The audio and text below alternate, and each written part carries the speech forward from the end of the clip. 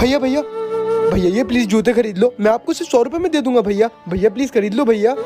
साले मेरा ये स्टैंडर्ड है, तुझ जैसे सड़क छाप से मैं ये जूते खरीदूंगा? साले तेरी औकात ही ये चप्पल बेचने की है। चल किसी अच्छी दुकान से लेते हैं। अरे भाई शूज देख कितने बढ़िया लग रहे हैं। हाँ भाई बढ़िया तो बहुत लग रही है, लेकिन महंगे बहुत होंगे ये। चल के देखते हैं। ये देख, ये वाला अच्छा लग रहा है। भैया ये शू कितने का है? 2000 रुपए।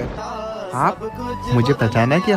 हाँ पहचाना, मेरे पास इससे भी ज्यादा महंगे शूज हैं। 5000 का भी है, 10,000 का भी है और उससे भी ज्यादा का। नहीं ये तो बहुत महंगा है। सस्ते शूज आपको बाहर रोड पे मिलेंगे। सुनिए, लेकिन मैं आपको वो 2000 वाले शूज 100 रुपए में दे दूंगा। वो क्या है ना, मेरी औकात ही चप्पल और जूते बेचने की है। किसी भी छोटे काम को मेहनत करके बड़ा बनाया जा सकता है, तो किसी का हुलिया देखकर उसकी औकात का अंदाजा नहीं लगा।